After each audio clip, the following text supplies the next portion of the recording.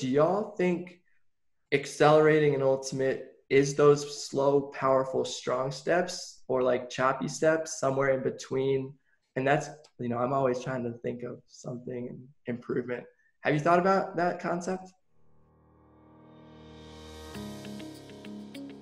Definitely. I'll let Chris talk about this. Chris has had, just for if people are kind of new to listening to this, it's very possible that some people will listen to this that aren't familiar with our podcast because they want to hear from you and they follow you on other things. And if that's the case, then it can be helpful for them to know. Chris designs our programs, and relevant to this question, he's worked hand in hand with a lot of really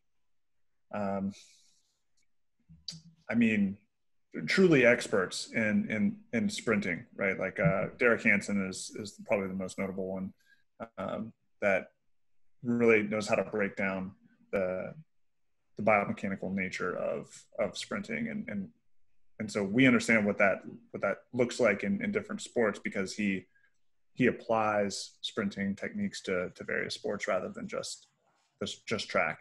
Chris has got to work with him and alongside him and other people in that field a lot. So I'll let Chris answer this question. Do you have a track background, Rowan? Did you run track at all? No, but I love watching anything on YouTube, 100 meters. Yeah, that's a really interesting observation. I've thought about that a lot. It's like if you're trying, because not only are you changing direction more frequently and your acceleration distances are shorter, but you have to be upright in order to like receive the disc. Or to make a play, you have to be upright. So the acceleration component of the sport is probably closer to like a hurdler, like a short hurdler, because you have to get up to full speed ish quicker. So I think they have like an 8 to 11 step zone in order to try to like get upright, and they get out of the drive phase a lot earlier because they have to jump over a hurdle. So I usually use that as a better analogy. But when we're focusing on sprint technique and trying to move maximum velocity, we're going to stay closer to like the 100 meter type of, start drive phase and then up into your more upright mechanics. And we kind of keep them separate from each other too. So we do more like build up, flying start if we're going to work on top velocity stuff, which typically doesn't happen a lot in Frisbee. You either are building up to a speed or you are within like 20 meters. So you're always getting to like 85% of what your max speed is maybe. So yeah, I don't know if that actually helps answer your question, but yeah, no, that's something that we try to think about, but we don't think about it from the perspective of like, okay, we're going to teach you how to get upright quicker. We're going to let the game sort of dictate that. Because obviously, like if you're in a drive phase and someone throws you on an in cut and it hits you in the head because your head's down, it's not going to work. So you have to be upright to get the disc. But the mechanics that involve you getting into and out of the cut, we use a lot of the movement stuff that we do in the program is analogous to everything else. So to a point, like a squat and a lunge laterally is very similar mechanically to how we would change direction, which would involve like decelerating and getting wide to get low and expand into a position, and then getting higher and compressing ourselves out of those positions. So it's interesting from that perspective, like the stuff we do in our warm-up, the stuff we do in the resistance training sessions, the stuff we do in the field workouts, they really are all the same thing. It's just various types of focus in different aspects of what we do. Just really doing, and Goose touched on earlier, just having like a coherent thought process where it doesn't become like, okay, well, this thing lives in this place, this island, and this thing lives on this island, and this thing lives on this island, and then all these not really related things are going to make me a better athlete. It's like, no, these are all part of the same umbrella of this sort of holistic athletic development process.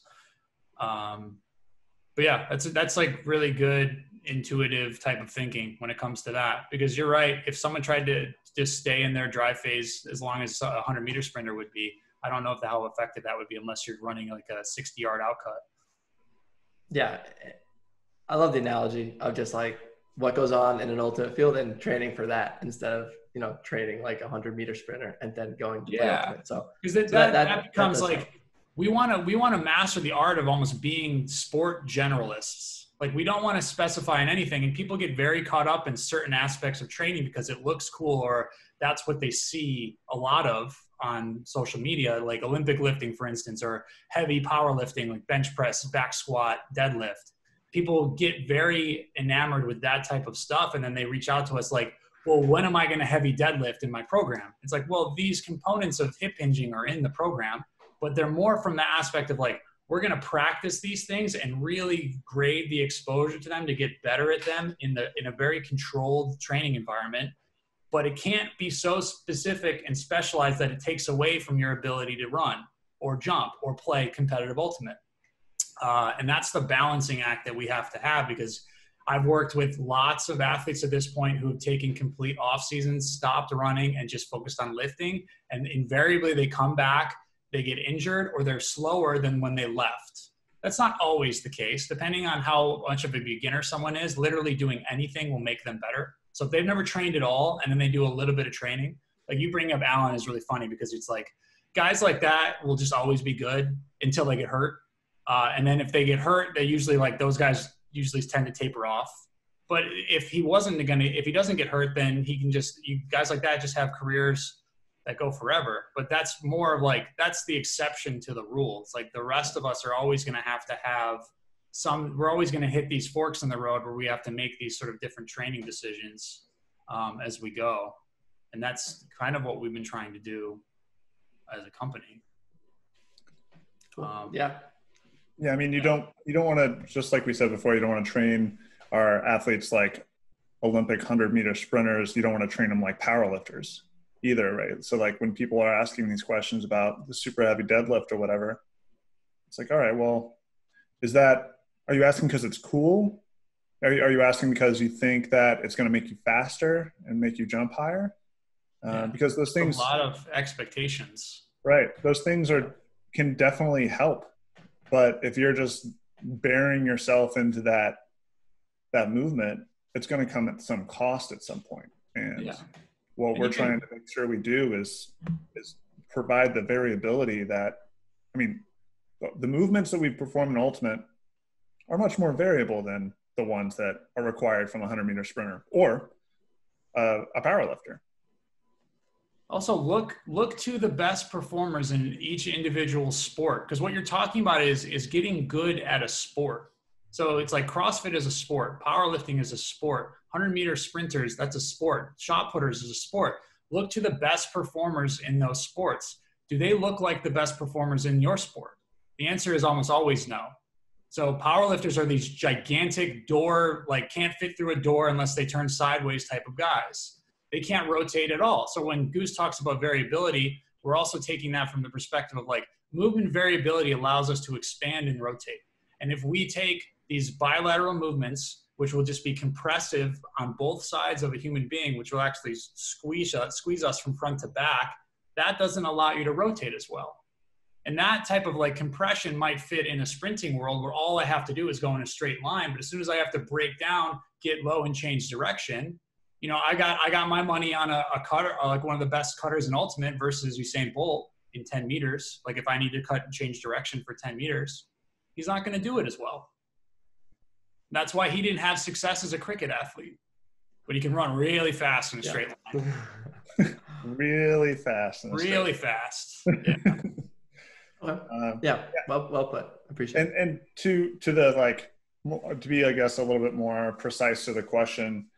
I mean, your first few steps in acceleration are always going to be on the ground a little longer.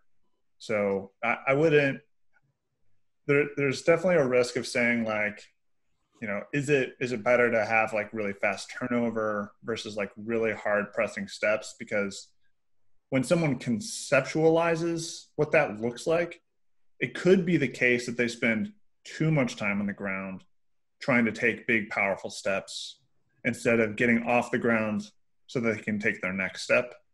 So it's tough. Like we can answer the question more precisely, but at the same time, it's going to be on the individual as far as how they're adapting what they're currently doing, because it could be the case that they're like way too far on one end of the spectrum and need to like find a little bit more of a middle. Like maybe they need to be, you know, focused more on lifting their knees and just getting off the ground, driving forward, as opposed to really like pressing back and trying to get this big, powerful step into this next big, powerful step. That could easily lead someone down a path of running slower.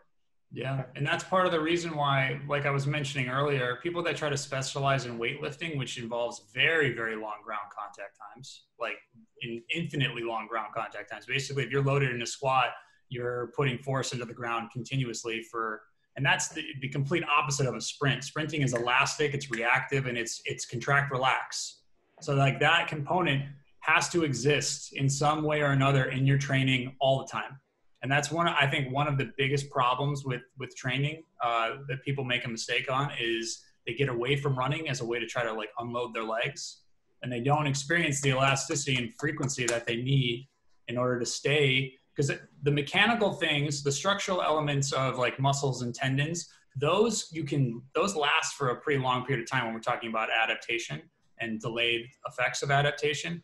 But the neuromuscular and the reaction and the coordination stuff will go away very quickly. Sometimes like 5 days. Like you can get slower in a week. So that's like we were talking earlier, like if you have a hamstring strain and you're trying to come back from it, you got to get back to that frequency, even if it's just like running in place. It's that type of coordination it takes such focused attention and practice, and it can drop off pretty quick. Cool. Yeah. Well, I was going to say something else. I forgot. I blacked out. What were we talking about again?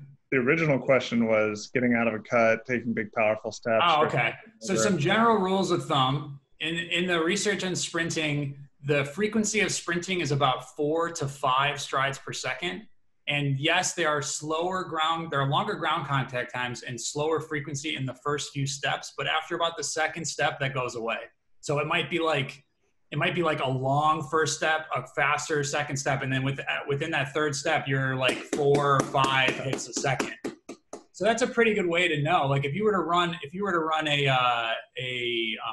like a metronome at like 240 in the background, and you were just using that as like a way to like into and out of your cuts to see if you're around that type of frequency, that's a good way to know if you're overstriding or too choppy or if you're reaching too far.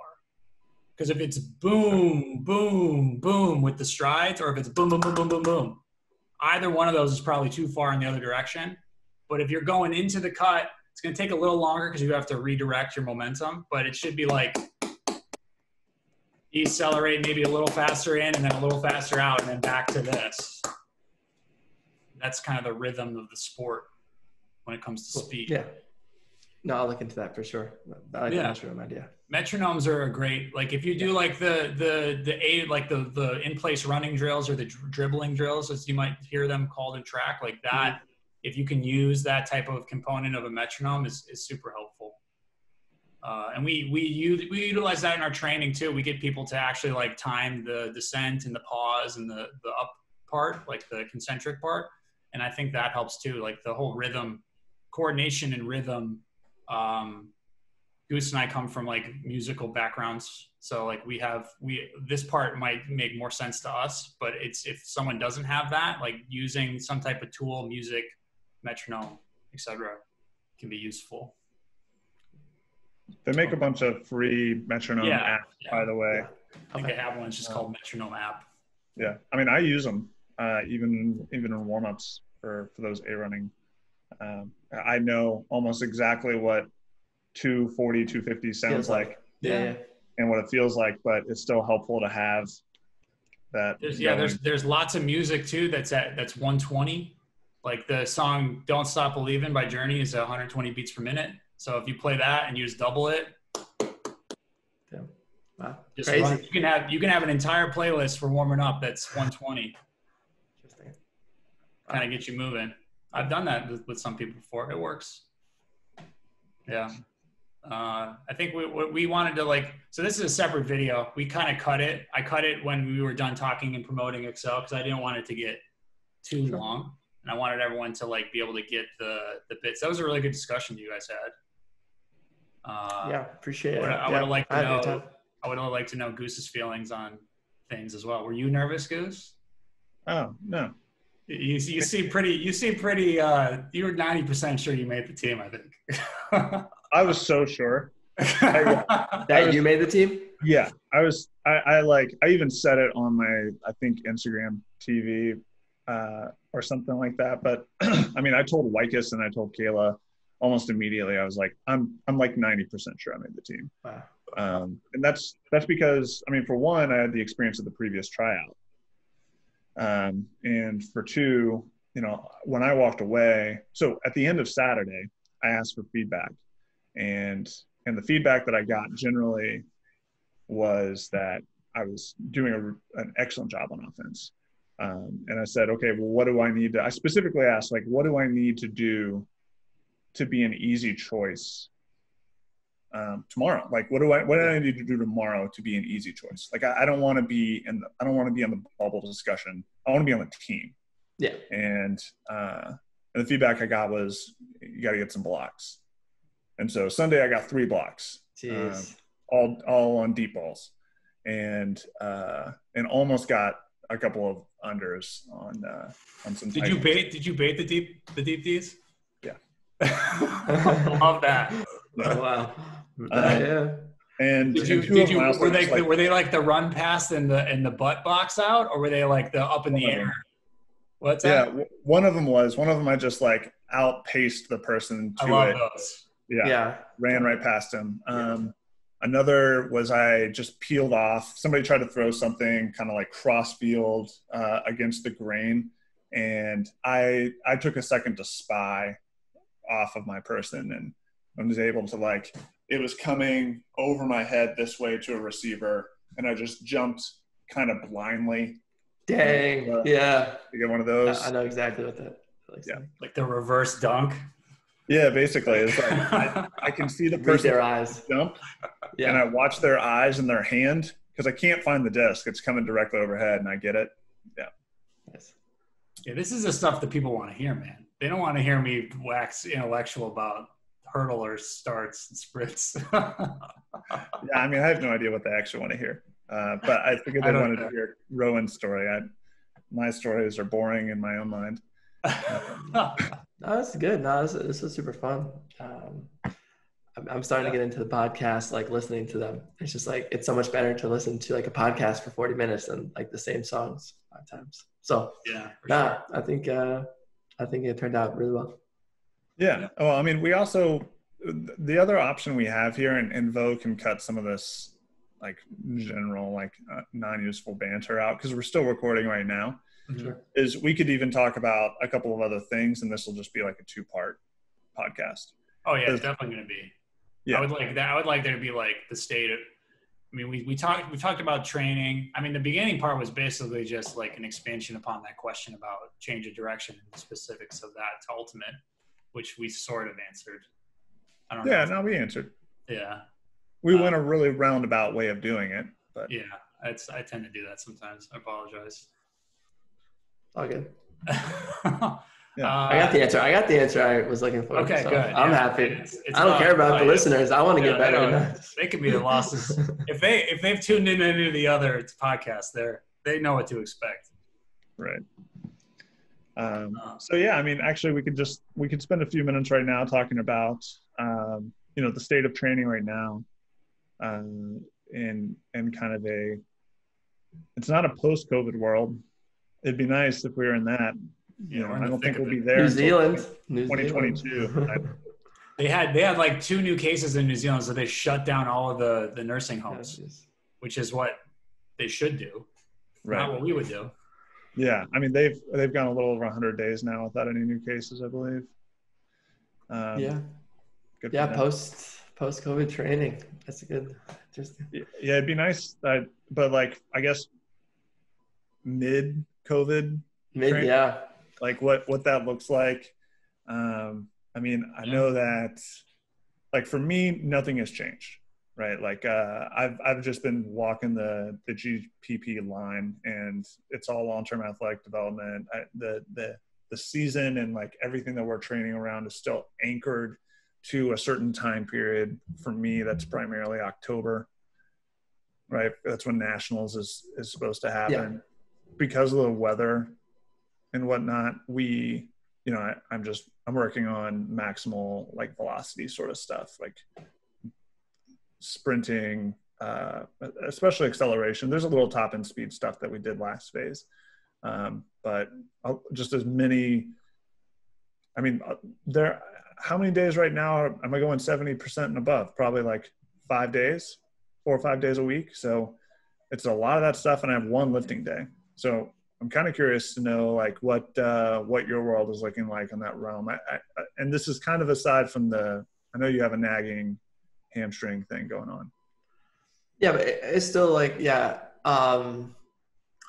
COVID challenge for me and for many people, not really a challenge, maybe opportunity is the word. It's like, if you're not practicing twice a weekend, which usually is the thing that like kills my body the most in terms of if I have a double practice with truck stop or a double header on the breeze, that Monday I'm sore, and like it's a healthy sore. The more you train and prepare, it's like, but at the same time, it's like the demands of ultimate are pretty strong. And even if you're properly trained, like your body gets beat up on the weekend. So not having the doubles kind of, I think, allows a flexibility for myself to be like, okay, well, I can do things very consistently. I don't have to stop training on a Wednesday if I have a big 3-day US Open coming up, or, the small things that happen to an ultimate calendar of how you have to pick and choose what you're training.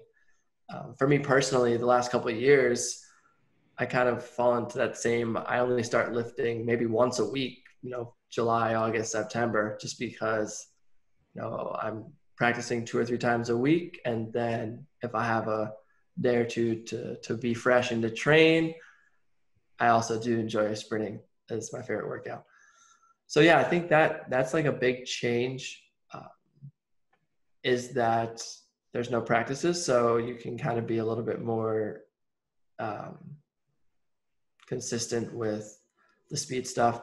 For me personally, just like speaking on my training, I remember a couple of years ago, I think, where maybe it's just like before there was like a resurgence of ultimate, knowledge into the world. And maybe it's like the periodic training. And maybe that's still like to some sports and ultimate, it might be good. It's still like TBD. I remember like telling truck stop, like, hey, y'all need to make sure, even in the off season, that you're training top speed, you're training, like I have like a 10-day calendar, and I'm still sprinting a little bit in November, and everybody's like, oh, I don't sprint from October to April. And I was like, that's kind of weird. I like to do a little bit of everything. Lift, I think GPP is like the cardiac output. Like you're still trying to do a bunch of things in the off season. And since now it's an off season, it's going to be an off season for a little while, I still try to kind of spread out my training, top speed stuff. My favorite go-to workout, at least the last couple of years, is like just 620s, 640s, and 470s, and just like resting 10 minutes in between each. It's feels so easy, but it's fast. Over the last 12 to 18 months, I talked with Goose about this like offline. I kind of have moved to like some of the 200, 400, even like a couple 1,000-meter runs, just because I felt personally, for me, my strength in ultimate is like I'm able to run the long points. I'm able to like I'm known to be like that runner type. And so for me, it was like a little importance to have the speed endurance, maybe a little bit more than the ultimate player who's primarily just like a sprint rest type of player. So for me personally, I kind of moved into the track, and I brought up the track a few times, and I'm not saying that's for everyone. And, but it's just something that I also kind of enjoy it, right? Like you have to do things when you train that you enjoy. And like, there's something to me, I love like just going out and doing those short middle distance track workouts. You enjoy running 400s? I hated 400s for 5 years. I didn't do a single 400 from 2013 to 2018 or something. I don't know what happened, but it was when I started training for the Worlds in Panama. Like, I just like, oh, this is kind of fun. And then I also became enamored with Wade van Niekerk from South Africa, the Olympic gold medalist. He's like my favorite athlete, and he's a 400 runner. So I was like, I want to do that. Yeah, they're terrible, but they're fun. So yeah, but I have a gym here in Maine, and I still think that, you know, lifting is huge. But this is another, either a question for you two, or like how you, I'm starting to feel like a little saturation into the lifts in terms of like, I definitely do my lifts. But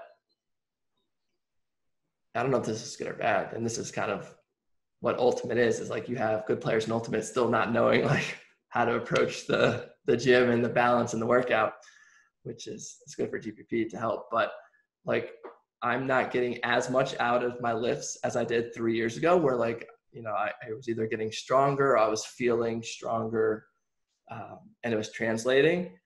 For me personally, what's helped is like the middle distance to feel more confident and consistent doing my cutting style, which is I probably cover more distance than almost any player in the men's division, which is another story. I'm trying to be more efficient. So that's kind of my long-term training. What's going on now is I'm able to attack with consistency, you know, a little bit more of everything, and not have to worry about big, heavy practice weekends that can either shut me down from Thursday to Monday, or have to adjust my schedule for tournaments. So. Yeah, that's interesting. Like, you brought up a bunch of little interesting things. I think probably the most resonant for players who've been playing a while is going to be that lack of rebound period that they're having to build in post tournament, post double practice weekend. I think almost every elite team does a Saturday, Sunday, almost every week. And a lot of people don't, like, have historically not known how to manage that. Like, they'll just completely take Friday off, for example. And then they'll take Monday off. And then they're like, okay, Tuesday I'm still sore, but I can at least like get back to work. And so then they get Tuesday, Wednesday, Thursday, shut it down. And then they go play again. And there's certain elements of that that's okay. And there are certain elements of that that's probably not great. Because, you know, the most important thing about being a good ultimate player is playing ultimate. So Saturday, Sunday, you're actually getting what you need. Yeah. But then you're having some rebound days that are kind of detrimental to the long-term development in some ways. For me personally, like, the last few years, I mean, basically ever since I took a conditioning course and then started working with Chris, my kind of understanding of what the energy demands of ultimate have shifted. And so much of it is now like a blend of the extremes of aerobic capacity and then anaerobic power. So if you really work on those two ends of the spectrum, then you can basically sprint and recover extremely quickly. And by that, I mean, like, it can be extremely measurable. Like, you know, sometimes our workouts are repeat sprint intervals, and in a case of like 20 minutes, I can get like 40 sprints in, because, you know, they're only 5 seconds long or something like that. And I have a heart rate guide that tells me like when I'm ready to go again. And you're able to see this density increase over time with like the same amount of time for sprinting.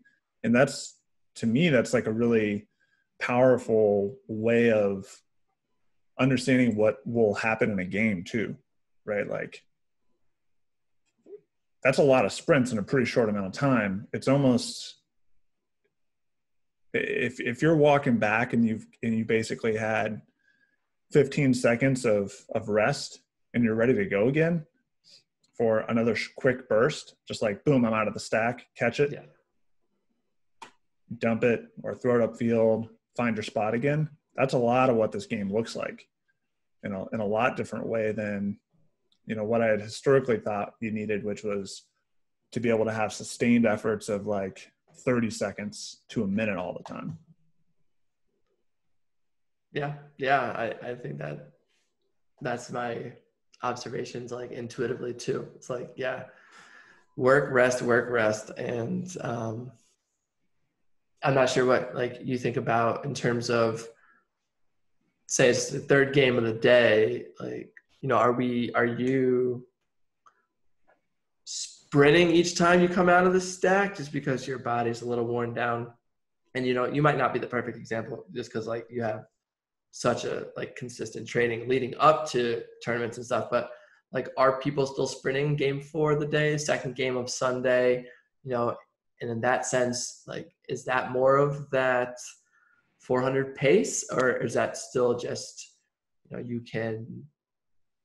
can still hit top speed and recover if you come in with enough preparation? So like, that's, I think, my internal intuition debate of like, for me, I want to always be able to like, accelerate, get separation on my defender, and then maintain separation. And that's essentially what offense is. And that's the position I play. And I think to get separation, it's sprint 100% and then recover and then sprint. But like, I'm just trying to, just think about some of my tournaments and games and like watching film. It's like, was I really sprinting there, or was I just, was that my 200 pace? If that makes sense. So that's kind of where my there's a certain element of like gamesmanship, right? Where like if you've already beat your person, you don't have to go 100% to the disc on day 1 or day 2. Interesting. And so that could be a 200 pace, it could be a 400 pace. It doesn't really matter because if it's below 80% effort, then you're not really taxing your system at all anyway, which is kind of nice. You're going to be able to do that forever. The way that we've approached it is, we spend a lot of time working on aerobic capacity on one end, and then we spend a lot of time working on maximal acceleration speed on the other. And then this time of year is when we kind of blend those things. A couple of months back, well, what we would consider the preseason, we spend a lot of time making sure we do get the yardage underfoot that I think in some ways is your aim with your 400s. And we do that through tempo runs. So we do specific, like, hey, we're going to run these at 70% because we're not going to really wear down. It's going to be good for our aerobic development also. It's going to be good for our mechanics, our sprinting mechanics. And we're going to get the yardage underfoot that we know that we're going to need for a tournament endeavor, right? Not jogging. Yeah. Jogging is not sprinting. It's just like complete opposite, like mechanics. I would much rather, if someone was trying to work on endurance, like what you're talking about doing 400s, I don't necessarily have a problem with. It's just that like my question becomes like, if you know that you're like a runner type and that's your superpower, then you don't really need to focus on it. And from my perspective, I would do it enough so that you still remain to be that runner, like the dog that's just never stops. But what I would work on is if in a fresh scenario you still can get beat by the faster players, then I would work on your top speed stuff, because that's the stuff that you can make the significant impact on. But what you're saying makes a lot of sense, and like try to like wrap this all together in a coherent way. Like this point of the season is sort of an off season, but it still coincides with the same environmental factors that we would have. Like it's really nice outside. You can get out into the field. You could throw multiple days a week. Like you having gone to Panama before tryouts is brilliant. Like that's a great way to train because the weather is nice. It's warm. It doesn't take as long to warm up. Your body and your nervous system will fire faster just based on temperature, like biochemically speaking. So that's, we talked about a little bit off air, like the warmer climate sprinters tend to be, you know, they're very genetically gifted. I don't want to take that away from them, but they can train faster more often than the others. Like if you're in Germany and you have to deal with winter and you can't actually sprint in 90 degrees year round, then that's gonna hold you back a little bit. You just have less exposure to high speed stuff. Thanks for plugging San Diego for me here, Chris. Anytime you want to come out, Rowan. No, it's too nice. San Too Diego's nice there. 73 though, so you still have to warm up a little bit. Panama was probably, what was the temperature like there? Yeah, it's 85, 95. Yeah, so that's beautiful. You don't even really need to warm up. You can just hit some marching, some skipping, run a couple like 40, 50, 60% sprints, and you're good to go. San Diego, it's like, oh, it's 65, but it's going to be up to 73 in 10 minutes, and the sun's out, but I still need to warm up. I got to do this. I got to do this conditioning thing today, and gosh, I'm just not over feet. Dang.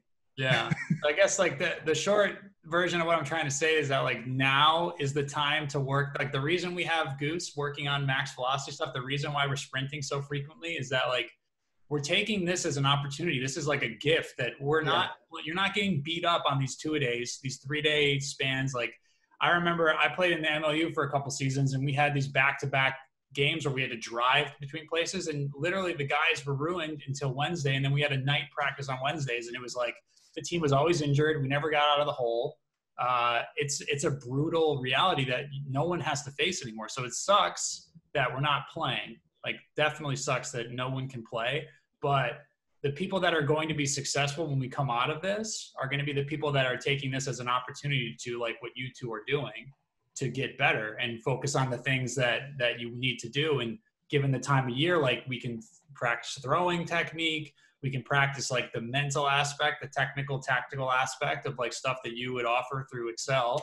And then we can really focus on using the weather as an opportunity to work on the high speed stuff. It's really the best time of year to do it. Yeah. What would you give, what general advice would you give Chris? Because Rowan touched on this earlier, it sounds a little bit like he's plateauing in lifting. Like I don't want to put words in his mouth, but he doesn't feel like he's getting the same return on investment. Yeah, elaborate a little bit. If you had like an elevator pitch for what you feel.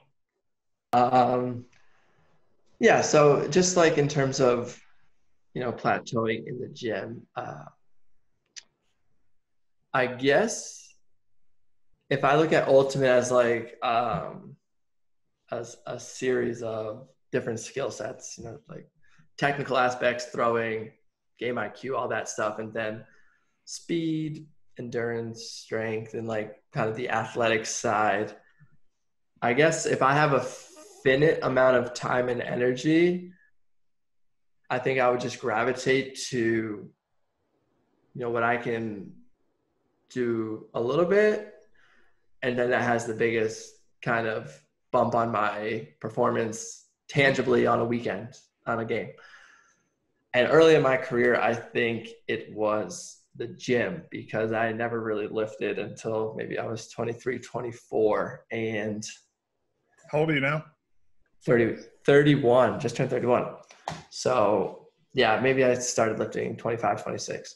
But yeah, I think just like lifting then, like I think my first lifts probably like the deadlift and kettlebell swings. And I just remember like feeling stronger, maybe just feeling less injured. And it's just like intuitively connected, like this is extremely important. I need to keep going here.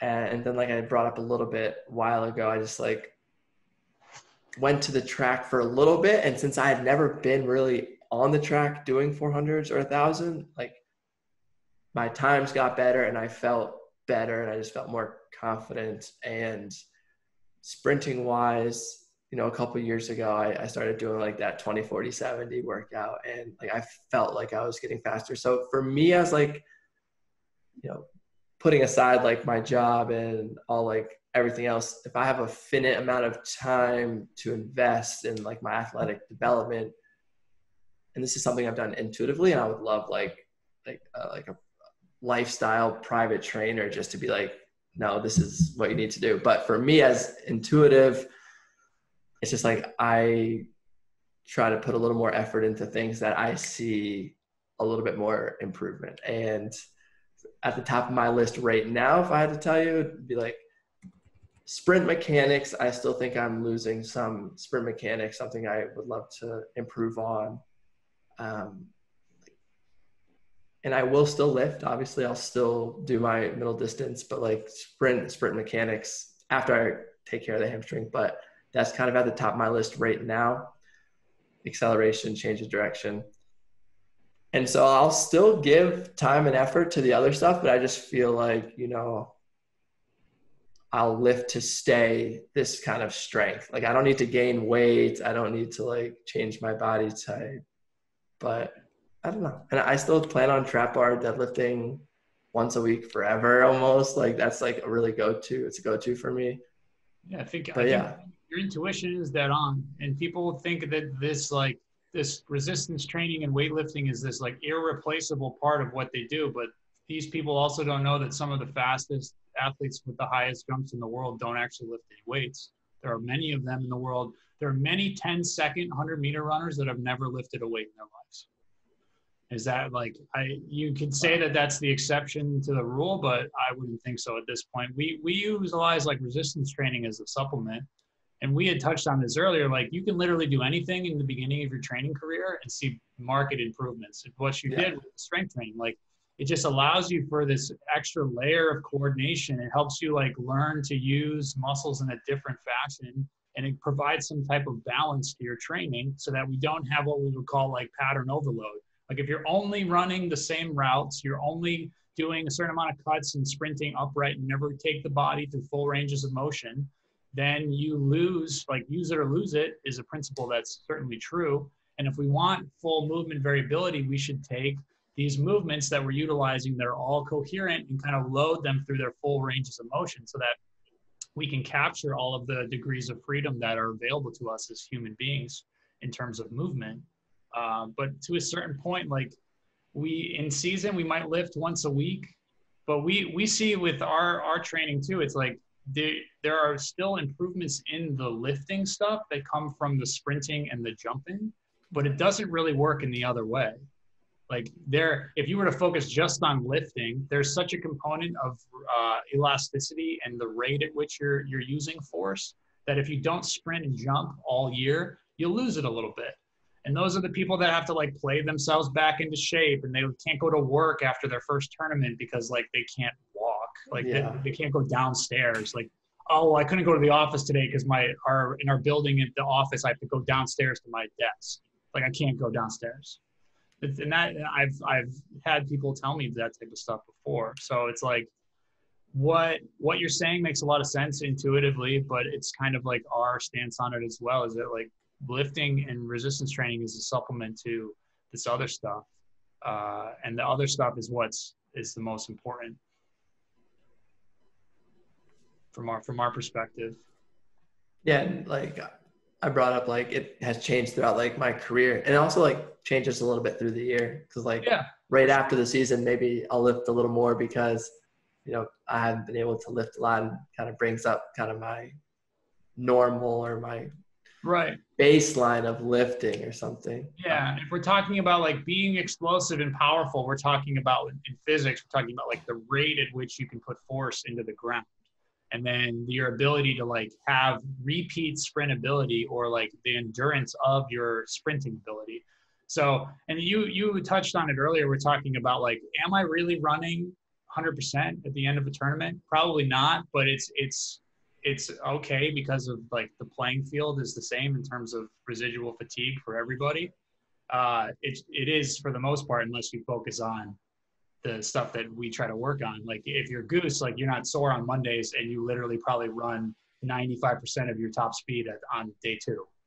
And then people look at you and you seem like, it's like Usain Bolt seems so fast because he slows down less than everybody else. Yeah. That's once you hit 60 meters in a 100-meter sprint, everyone's slowing down. So it's just a matter of like, can you slow down less than everybody else? And that's really kind of our focus when I think about it. Me saying this out loud, like that's our focus from an athletic development standpoint. We're trying to give people such a large aerobic engine that allows for this repeat sprint ability, so that on game 6, you're doing the same amount of, you're able to perform the same or very close to the same amount with your sprinting and your repeat sprints then as you were in the beginning.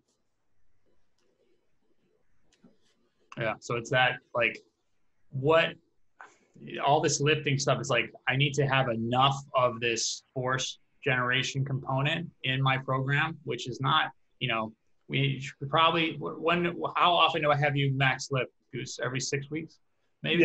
Yeah, basically once a phase, once every month. Like 85, 90%. And you're moving it fast. It's not like you're not going until you're grinding.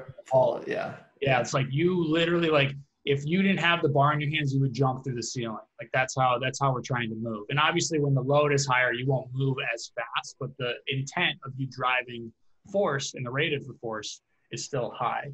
And that's where you're going to see like the biggest improvements, because none of us are trying to deadlift 800 pounds, because in order to do so, we'd have to look like a tank or like the Kool-Aid man. You'd be straining over a long period of time. Yeah, which is 2 seconds. To like you're spending too long on you're literally spending too long on the ground with your training. So that's going to carry over to your sprinting. You're going to spend too long on the ground. You're going to start to try to back squat and deadlift your way through a sprint. And as soon as you do that, you're pulling a muscle. Because sprinting is not about muscular effort. The muscles are there to contract hard in an instant to allow the elastic components of your body to spring. So bone, ligament, tendon, like the bone, especially like bone, it springs more so than people might consider. But yeah, like the muscles have to be super tight instantaneously to allow for everything else to be a spring mechanism, and then they have to relax again. So you can't, like, I make this joke all the time with the pony group, like you can't back squat your way out of a sprint. Yeah. Or maybe you do almost literally, because you out of a sprint, you're decelerating, and that's where you're going to end up seeing probably the biggest bang for your buck in your lifting, right? Like there's longer ground contact times and higher thresholds of muscular recruitment. But that's not what's going to get you going. I mean, it'll get you going in your first or second step, but like, if you really want to be, if you want to be scooting, you gotta. I don't want to take too much away from that, but like you're saying, the change of direction stuff, like I could probably get an athlete very good at change of direction alone just by lifting. And we've seen like programs like Cal Dietz has put out with triphasic training, like they'll do actual like shuttle type of tests, but that's not really sprinting. That's like me doing like a squat to the left, kind of shuffling across, squatting to the right. So it caters to that type of stuff. But what you're really doing is you're loading longer ground contact times over longer ranges of motion, which is your change of direction. But you can also just train change of direction stuff and get the same benefit. So it's like you don't need to load someone up super, super heavy in a lift, because there's too much of a risk versus a reward there. So what are the things that are always going to make athletes better? It's like the rate at which they can put the force into the ground, like the mechanical part that Rowan's talking about is huge. And that's something you got to practice forever. Right. It's like Goose is still working on his mechanics. It's like golf. Like you will always have a technique to improve. And that's great, because then like there isn't really a ceiling to what you can do, because you're always going to be able to change it. Every sprint that you do is different than the other sprints. Okay. So yeah, the technical components are huge to every sport. The rate at which you can put the force into the ground, and then the repeat sprint ability that works within the context of the sport demands.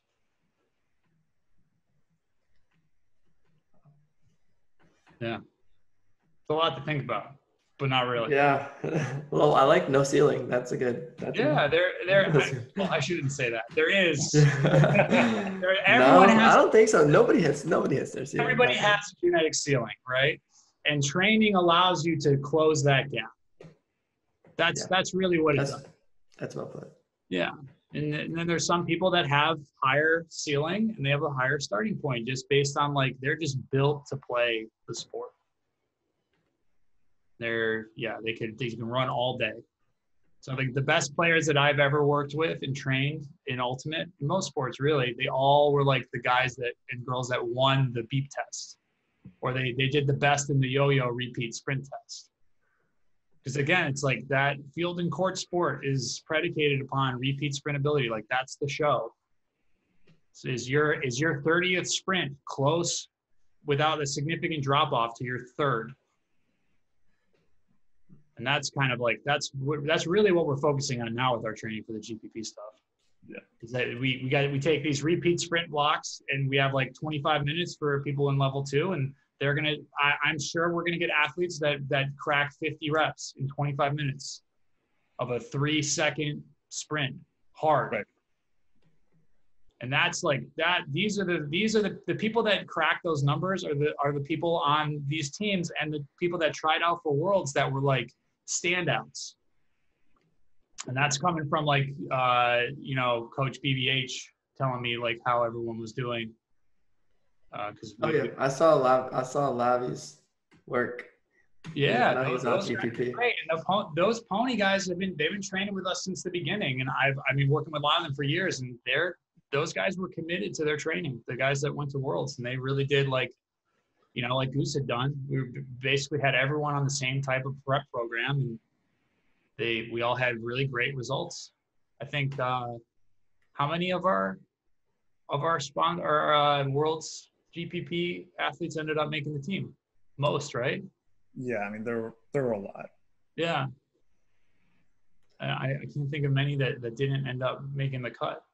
Obviously, they're great players. I'm not going to say that it's art. We did it. There was a hilarious moment at the West Coast tryout. I don't think I told you about this, Chris, where like where they were like, who's been training like Goose? And like we're all in this huge circle, and it's like it's Sunday morning, and he was like, pretty much. I think it was. I don't think it was BVH. I think it was probably Coach of Fury, Maddie saying. Yeah. And he was like, who here feels as fresh as Goose, who's been doing GPP or something like that on Sunday. And I was like, actually, yeah, I feel pretty freaking great. Yeah. Nice. No, tons of it's amazing. Tons of people on the East Coast. There was the GPP warm up. I think Noah ran it at the East Coast. Nice. Yeah. Cool. It's been a weird experience, honestly, going from a long history of playing and then just being devastatingly sore for a few days after a tournament or after a practice weekend. And like Monday now I train. Yeah. Friday I train. And I don't train hard. Like it's low intensity stuff. Friday it's like do what? You're moving the dial though. Yeah, exactly. Yeah. And I'm moving the dial in a couple different ways. So like Fridays, I'm doing like medium intensity stuff where I'm kind of ramping up and getting like doing some all out sprints with an appropriate amount of rest, essentially. And then I go right into a weekend of practice, and I feel like I'm dialed in. I'm ready to go. Or a tournament. I don't have that first like play the first point and you're shockingly out of breath and you don't know why sort of moment. And then Monday, typically I'm just going to do some sort of low intensity aerobic work, which moves the dial aerobically, but also like spins up my recovery so that by Tuesday I'm ready to hit it hard. Success is dictated by consistency and effort. And if anything happens to block either of those, you're not going to be successful. But it's weird. I'll tell you experientially, Rowan, it's weird that that's been happening at like age 32 plus. Yeah. 33 plus. Because all I've heard my entire career is how much worse your recovery is, past such and such crotchety age. And so I've been expecting it, been waiting for it, but like, it's even improving. It's not even maintaining. Yeah, it's getting better. Like at some point, I'm sure that that's going to start shifting because I am 36. If we do get a chance to play next year in the Netherlands, I'll be playing at 37 as a cutter, which is pretty unusual. At least. Yeah. You're gonna be the next Trey. Trey Katzenbach. Yeah. Oh, jeez. He started at. Oh God. I've got to play with that guy. He's like, he gets his resets. He gets his resets. That's your perfect example of repeat sprint ability, Rowan. Like he's not going steps to in a foot race, but he just at the end of the points, like he'll just score every time. Or he'll just resets over and over. Yeah. Just all day. Doesn't matter. Perfect timing and is regenerated. Yeah. All right. Well, unfortunately, I gotta go, so we gotta end the meeting. But that was great. That was a good 2-hour discussion. We'll probably get maybe 3 podcast episodes out of that. We do have to ask the question that we finish most podcasts with, Chris, and that's what are you reading right now? I'm reading a book by Mladen Jovanovic called Strength Training Manual, which is more about like critical thinking than anything, which I love. Moshe Feldenkrais's book about awareness through movement, which it's been like something that's been a underlying, like principally speaking, the Feldenkrais work, but I've never actually read the book. And it's amazing because like it resonates so well with me, just in terms of the thought process. I'm reading a book about learning called Learn Better. And then do other stuff good too. Learn Better. What else am I reading? Batman versus Predator. Graphic novel. Entertaining. Yeah. Rowan, you reading anything right now? Oof. No, unfortunately. Hustling. I'm hustling, making content. It's a content season here. Yeah. I'm trying to think of the last thing I read. We had a teammate, Lloyd Blake, who played Breeze and Truck. He's my reading coach, so I asked him, what's my next book? What's my next book? So I'll reach out to him, get an assignment, and report back. All right. Sounds good. What are you reading? Let's see. I'm working on a few different things. 1984, White Fragility, 12 Rules for Life, and also Maps of Meaning.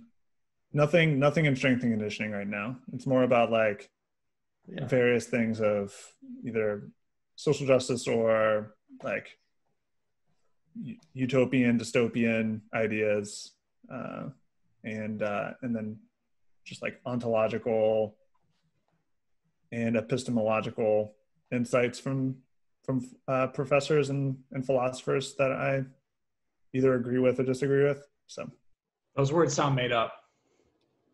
My bad. Skibological. Yeah.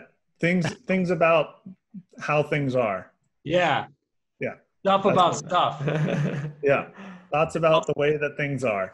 It's all stuff, and all stuff is the same as the other stuff. That's my philosophy lesson right there. And I mean, it's not wrong. Make it read it. Good all the other thing. Yeah. Rowan, thanks for joining us, man. Appreciate your time. Appreciate what you're doing for Ultimate right now. And, we wish you the best of luck. Let us know if we can help you in any ways, as an organization or just as coaches or whatnot. And I'm excited to take the field with you in 2021 if we can. Yeah, absolutely. Yeah, I'm looking forward to that tournament. Been looking forward to it, since I told you, 2016. But yeah, I really enjoyed not only sharing what I had, but also thank you for a couple of tips that I am definitely going to take forward to this kind of training period that I'm at, especially with a little rehab. So Chris, thank you for some of the insights, and Goose, thanks for pulling this together. And yeah, we'll talk soon about some other projects down the line. Feel free to reach out with your progress. Will do. All right, man. All right. Thanks, y'all. Yeah. Peace.